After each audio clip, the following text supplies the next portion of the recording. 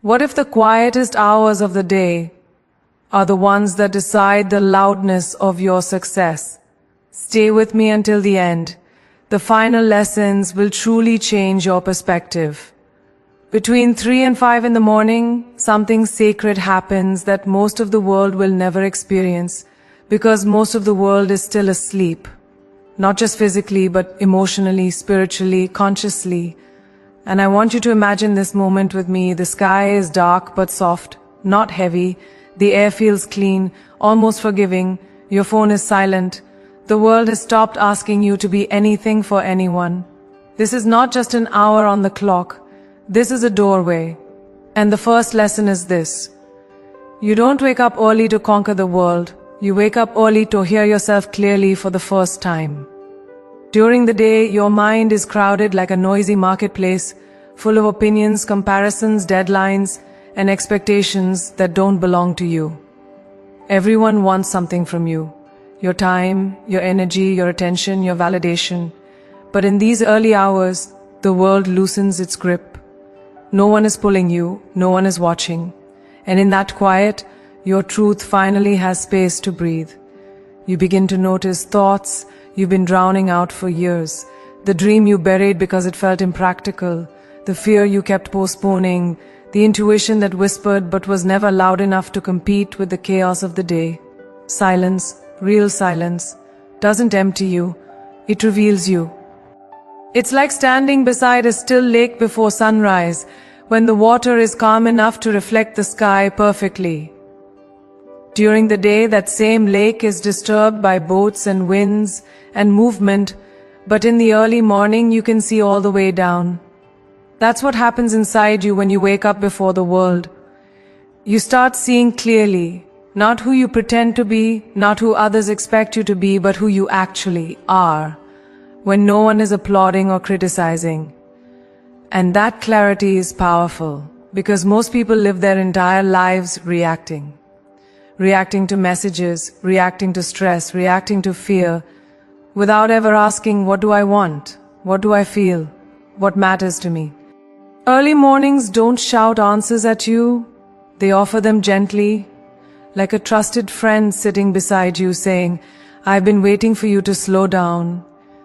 You may sit there with a cup of tea or in prayer or just breathing, and suddenly insights arrive without effort. Not dramatic revelations, but honest ones. You realize why you've been restless, why certain paths don't excite you anymore, why your soul has been asking for something deeper than success, louder than approval. This is not magic, this is alignment. When the noise fades, awareness steps forward. And awareness is where every transformation begins. People think discipline is about forcing yourself into discomfort, but this kind of discipline is actually an act of compassion. You're giving yourself the gift of presence. You're choosing to meet your own life before it runs away from you again. And here's the part no one talks about. Waking up early isn't about doing more, it's about feeling more alive. Even if you do nothing but sit in stillness, you've already won something priceless. Connection. Connection to your breath, your heartbeat, your inner compass. That's why these hours feel spiritual, even if you're not religious. There's something ancient about them, something human. For centuries, seekers, thinkers, creators and leaders have risen before dawn, not because they were superhuman, but because they understood that truth doesn't compete well with noise. And if you're listening to this right now, something in you already knows that. You wouldn't be here otherwise. There's a quiet longing inside you to live more consciously, to stop rushing through your own existence, to feel grounded instead of scattered. Early mornings answer that longing, not with force, but with permission. Permission to pause, permission to reflect, permission to be unfinished and still worthy. And as you begin to experience this, you'll notice something subtle but profound. Your days start to feel different. Not easier, but clearer. Decisions come with less anxiety. Your reactions soften. You're less triggered by small things because you've already met yourself in peace before the world tried to test you. This is where confidence is born, not the loud, performative kind, but the quiet, rooted kind that doesn't need validation. And I want to gently tell you this now because it matters. This first lesson is only the opening door. What comes next is even more powerful. It builds on this silence, shapes it, strengthens it, and turns it into unstoppable momentum. Stay with me. Don't skip ahead. Don't leave thinking you've already heard enough. You'll regret missing what's coming, because the next lessons show you how this quiet connection turns into self-respect, clarity, discipline, and purpose. For now, just remember this. When you wake up before the world, you're not escaping life. You're finally stepping into it, consciously, courageously, and awake.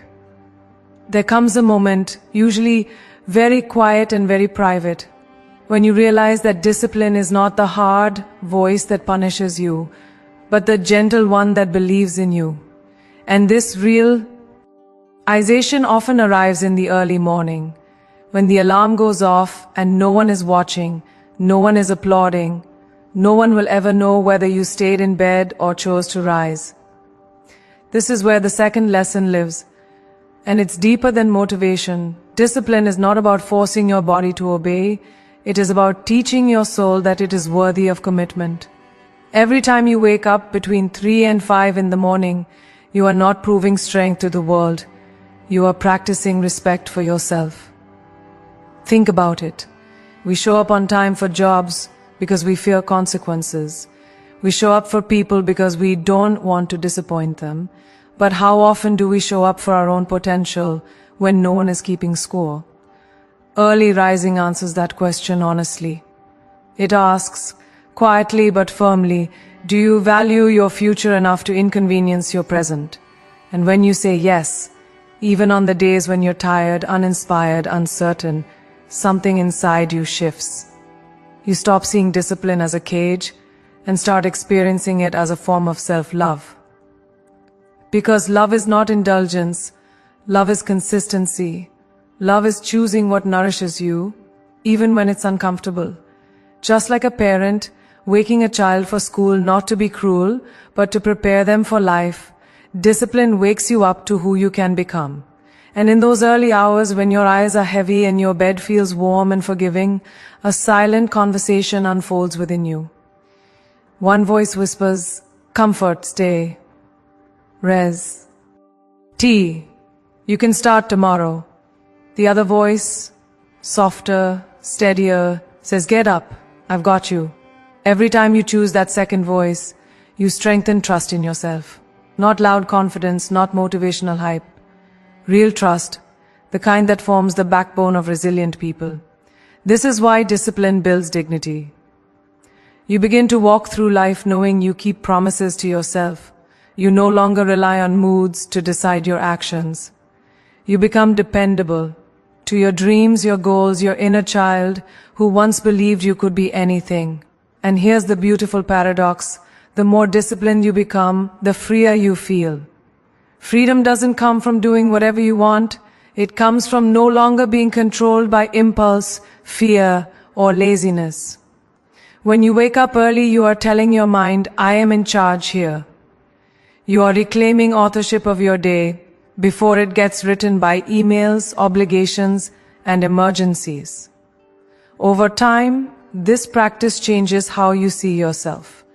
You stop identifying as someone who tries and start seeing yourself as someone who follows through. And that identity is magnetic.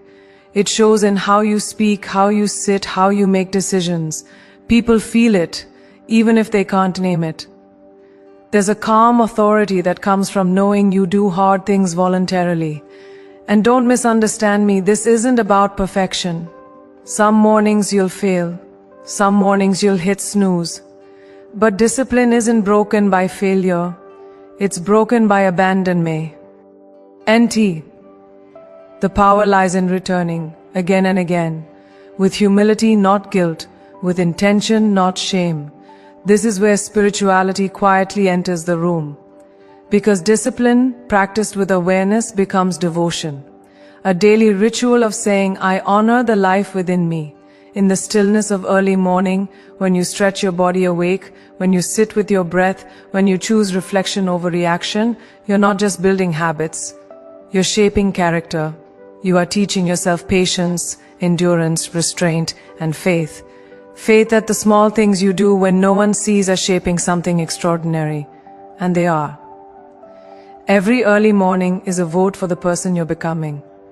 You may not see results immediately. Growth rarely announces itself. But slowly, subtly, you begin to notice that chaos affects you less. You don't spiral as easily. You don't doubt yourself as loudly.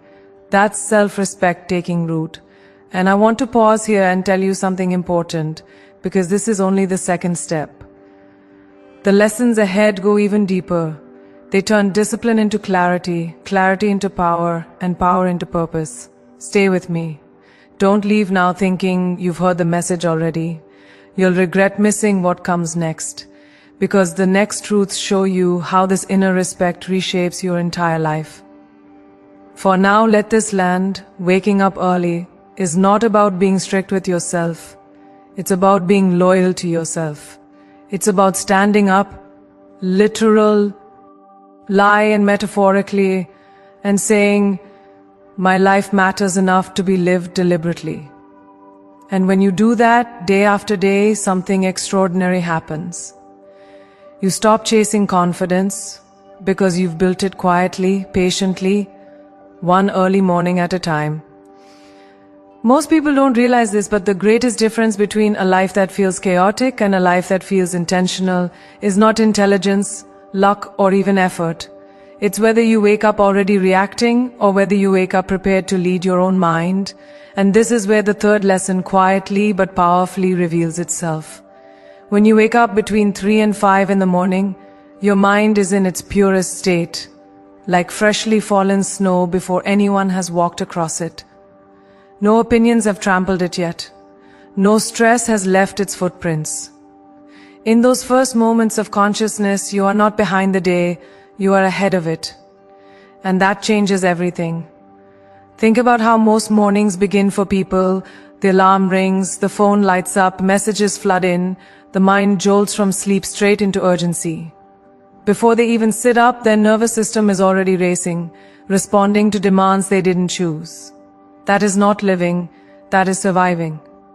But when you wake up early, before the world begins knocking, you create a sacred buffer between who you are and what the world wants from you. In that buffer, you decide who leads, your awareness or your anxiety.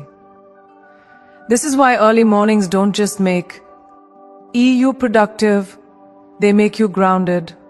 You might sit in silence, journal, read, stretch, pray, or simply breathe.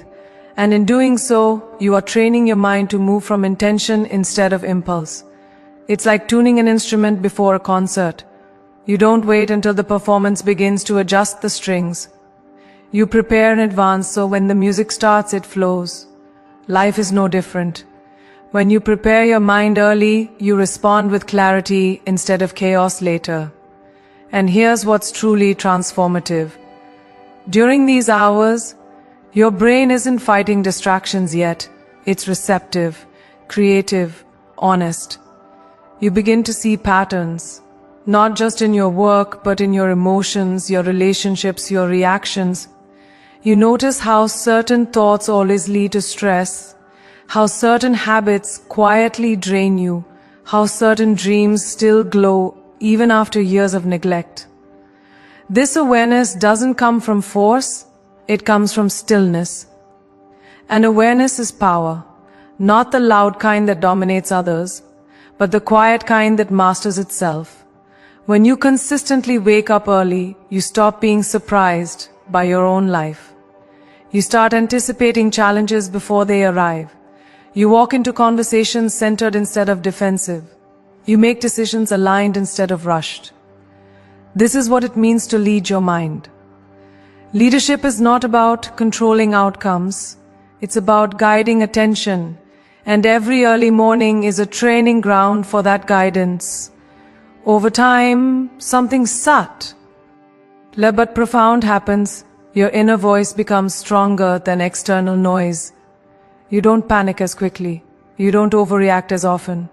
You don't get pulled into drama that doesn't deserve your energy, because you've already spent time anchoring yourself before the storm.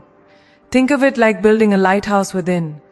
The waves may still crash, the winds may still howl, but the light stays steady. That steadiness is not accidental. It is practiced, and practiced most effectively in the quiet before sunrise. This is also where creativity is born. Not the forced kind, but the organic kind. Ideas arrive without strain. Solutions appear without obsession. You're no longer chasing answers. You're creating space for them to arrive. And when the day begins, you carry that clarity with you like armor made of calm. People will notice. They may not know why you feel different, but they'll feel your presence. Because a mind that is prepared moves differently through the world. And I want to gently remind you here, this is only the third step. The lessons ahead go even deeper, and they build on this mastery of the mind in ways that will reshape how you see discipline, fear, gratitude, and purpose itself. Stay with me. Don't skip ahead. You'll regret missing what's coming, because the final truths are where transformation becomes undeniable. For now, let this settle into you. Waking up early is not about doing more. It's about thinking better. It's about choosing consciousness. Oh, the chaos. Leadership over reaction. Presence over panic. And when you learn to lead your mind in the quiet hours, the loud moments of life no longer control you. You control how you meet them. There is a kind of healing that only happens when the world goes quiet, when no one is asking you to explain yourself, fix yourself, or perform strength. And this is where the fourth lesson lives, in the understanding that silence is not emptiness, it is medicine. Between 3 and 5 in the morning, when the noise of the day has not yet begun and yesterday has finally loosened its grip, you enter a space where your soul can exhale. All day long we carry things we don't name, disappointments we brushed past, words we swallowed, fears we postponed, grief we disguised as productivity. Noise helps us avoid them. Busyness keeps us distracted. But silence does something brave. It invites honesty in the early hours when you sit alone with yourself. There is no audience and no escape, and at first, that can feel uncomfortable. Thoughts rise that you've kept buried, emotions surface that you told yourself you didn't have time to feel. But this is not weakness, this is release. Healing rarely happens in chaos. It happens in stillness, when you finally listen without judgment. Think of silence like a deep ocean, calm on the surface, but holding immense life beneath. When you allow yourself to sit in that silence, even for a few minutes, you begin to notice what has been quietly shaping why. From the inside. You realize that some of your exhaustion isn't physical, it's emotional. Some of your anger isn't about the present, it's about the past. Some of your fear isn't irrational, it's unresolved. And instead of pushing these realizations away, early morning silence gives you the strength to stay with them, to breathe through them, to let them soften. This is where real healing begins, not with fixing, but with feeling. When you allow yourself to feel without distraction, emotions lose their power to control you. They move through instead of getting stuck. And something extraordinary happens. Compassion arises. Compassion for the younger version of you who didn't know better. Compassion for the choices you made to survive. Compassion for the dreams you paused because life demanded too much. Silence doesn't judge you for any of it. It simply holds space. And in that space, you begin to repair what noise has broken. Your relationship with yourself. You start trusting your inner world again. You stop seeing emotions as enemies and start recognizing them as messengers. This is deeply spiritual work, even if it doesn't look dramatic. Sitting quietly, breathing consciously, allowing thoughts to come and go. This is prayer in its most human form. It's saying, I am here with myself fully, and that presence is healing. Over time, this practice changes how you carry pain. It no longer hardens you, it humbles you. It doesn't make you bitter, it makes you wise. You begin to respond to life with softness instead of armor. And softness, when rooted in awareness, is strength. People often confuse healing with forgetting, but silence teaches you something truer. Healing is remembering without bleeding. You don't erase the past, you integrate it. You don't deny the hurt. You transform it into understanding. And once you've done that in the quiet hours, the day cannot wound you in the same way anymore. Triggers lose their sharpness. Old patterns loosen their grip. You stop reacting from unhealed places because you finally tended to them.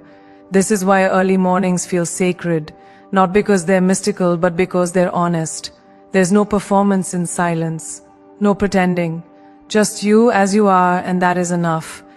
And I want you to stay with me here, because this lesson is a turning point, but it is not the destination.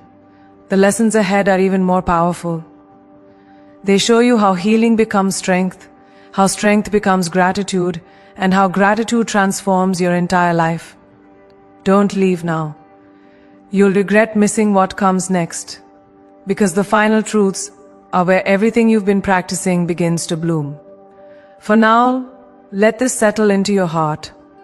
When you wake up early and choose silence, you are not avoiding the world. You are repairing yourself so you can meet the world whole. Silence doesn't take anything from you. It gives you back the parts of yourself that noise convinced you to abandon. There is a quiet power in gratitude that most people misunderstand, because they think gratitude is something you practice. Life gives you what you want, when in truth it is something you practice. Life shows you what it's capable of giving, and this is where the fifth lesson unfolds. Gently, deeply, and with transformative force. When you wake up between 3 and 5 in the morning and begin your day with gratitude, before the rush, before the demands, before the comparisons, you are doing something radical. You are telling your nervous system that you are safe, supported, and enough right now. In those early hours, gratitude doesn't feel rushed or performative. It feels honest. You're not saying thank you because you have to. You're saying thank you because you can finally hear your own heartbeat, because you can breathe without pressure, because you are alive in a moment that asks nothing of you. And that kind of gratitude shifts you from survival into presence. Think about how most days begin for people, with a mental checklist of what's missing, what's late, what's wrong, what still hasn't happened. The mind wakes up scanning for lack. But when you choose gratitude before sunrise, you interrupt that pattern.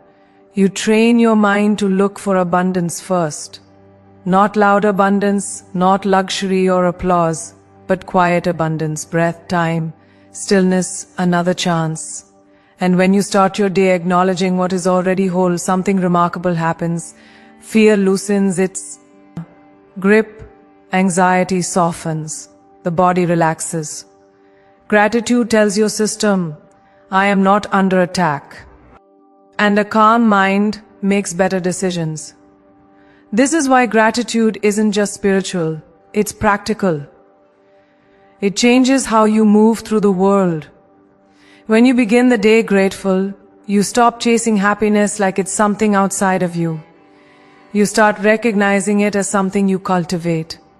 And early mornings are the most fertile ground for that cultivation.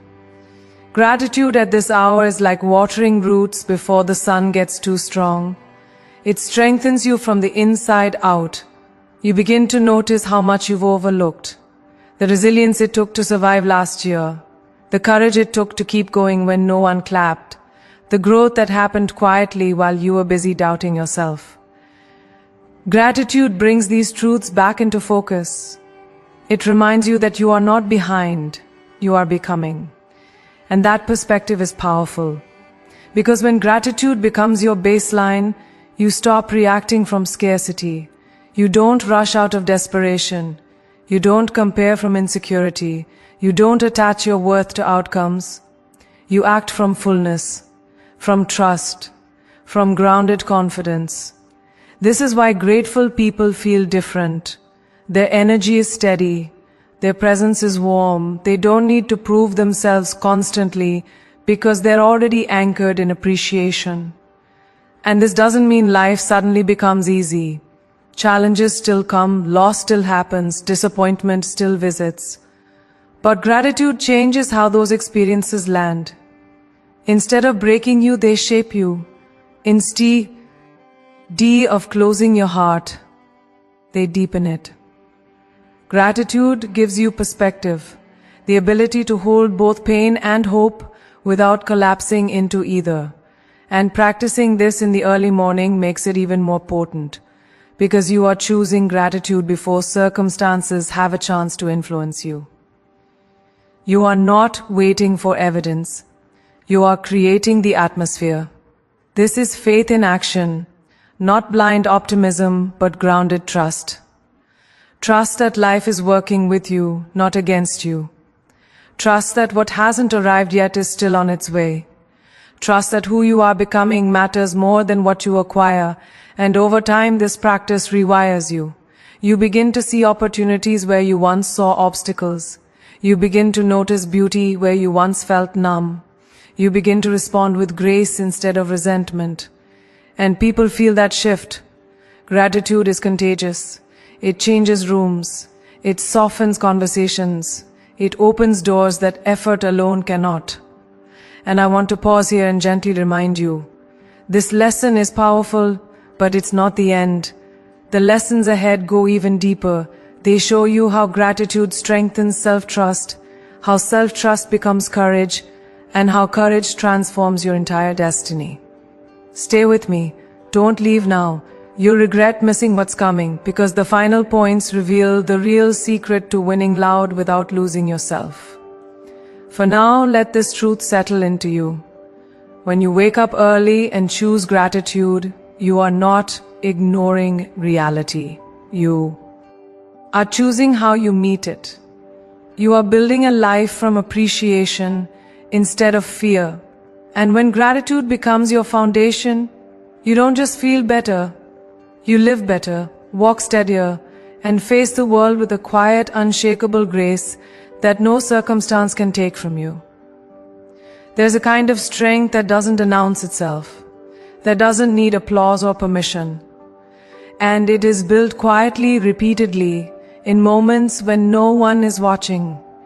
And this is where the sixth lesson lives, in the realization that waking up early doesn't just shape your schedule. It forges unshakable self-trust.